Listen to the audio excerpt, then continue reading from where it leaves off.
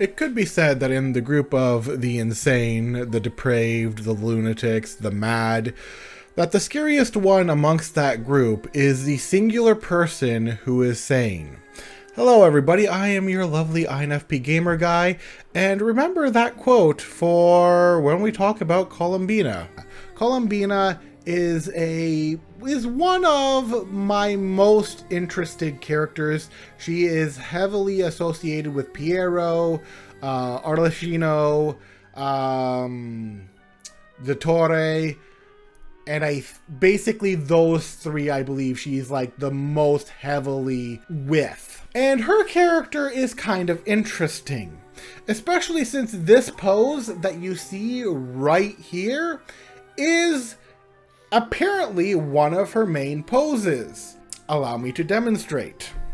Columbina exhibits many poses used in the ballet art form. The 5 poses she typically uses are a cross between laying down and sitting, usually with one knee up and one leg extended flat. I don't know if there is one knee up or one leg extended flat, but what we do see with her when she's laying where she's there on the coffin, there is a possibility of one knee up and one leg kind of more flat, but basically in that state of being between laying and sitting. Not only that, her hip cocked out outwards, bust out and hands extended behind back, leaning forward, hands together with arms extended, standing upright and perky and arms at the side and palms parallel to the ground, profile with weight shifted back on hips with arms folded under her chest. Now, if you've watched a lot of anime or cartoons or dramas in general, a lot of these poses are very characteristics in certain characters. I am getting a vivid image in my head where all of these poses match.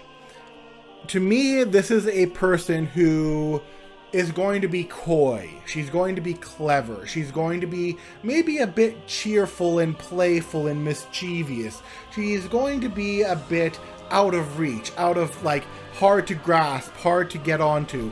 She is going to be maybe even a little extroverted. Columbina is also one of the characters who is known to be good in the arts, dancing, singing, and a bunch of other things. As it says, Columbina's character plays a very important role in the Commedia dell'arte, as she's the only lucid and rational person in this form of comedy. She, unlike certain other characters, has enough to eat and drink, decent clothes, and no ambition to be rich. She can read and write, sing and dance. This is back during the time where like women weren't like super educated, I guess. So reading and writing really wouldn't mean anything now, but it's the singing and dancing that we want to take note of here. Especially since we hear her singing in the trailer.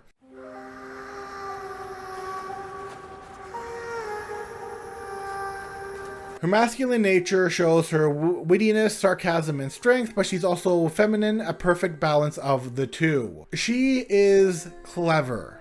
She is extremely, extremely clever. She's extremely fast. She is known for her, in the Commedia dell'arte, she is known for her intelligence, sex appeal, and her flirtatious nature. Columbina is a character that incorporates several movements that must be used by other actors in order to embody her well.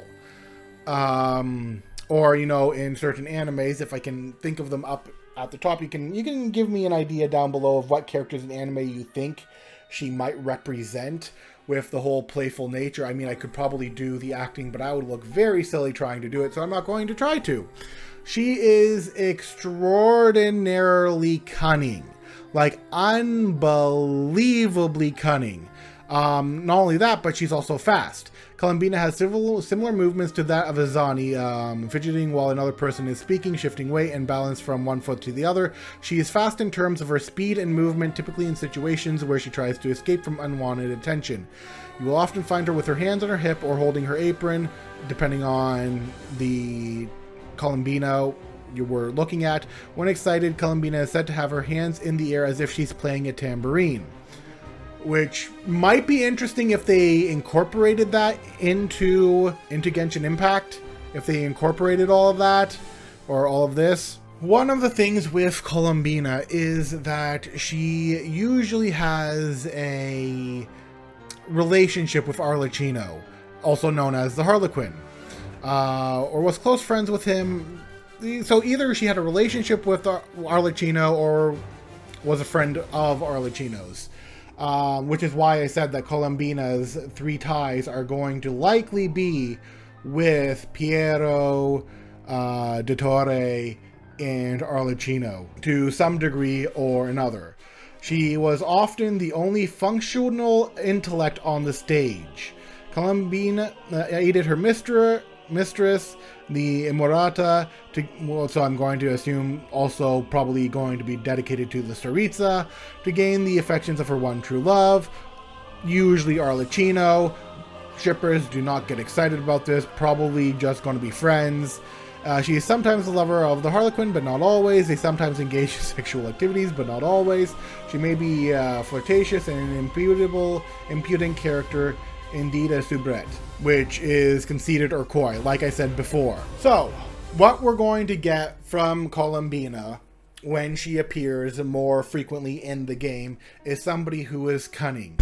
Somebody who is perhaps mischievous, perhaps a little plays on the other types, and apparently her high intelligence, her sanity, and all of that indicate that out of all the other crazies on stage, she is the only stable one. Now, what they might do with Columbina, aside from making her mischievous, coy, extroverted, flirtatious, playful, and all of that lovely stuff, as well as highly cunning and never shows all of her cards, and added on with the relationships that she would have with Piero, Arlecchino, and Dottore, is that if they wanted to pull this one out of their repertoire, they might make her delusion be the most psychotic out of all of the Harbingers.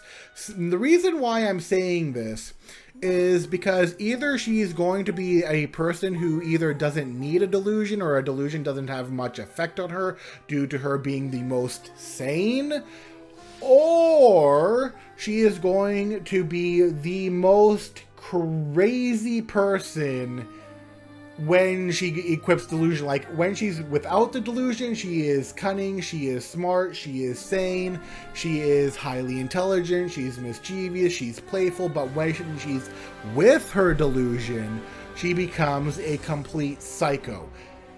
I don't know if this is the case because we don't really know.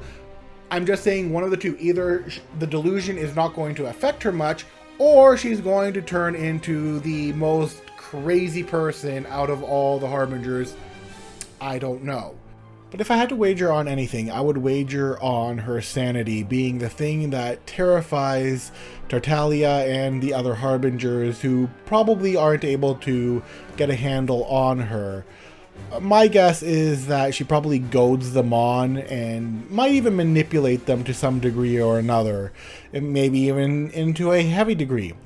In either case, I do believe that because of her sanity, that is why they are perhaps a little scared of her. Let me know what you guys think in the comments below, and I'll see you guys for the next video. Oh, and do be sure to like, share, and subscribe if you'd like.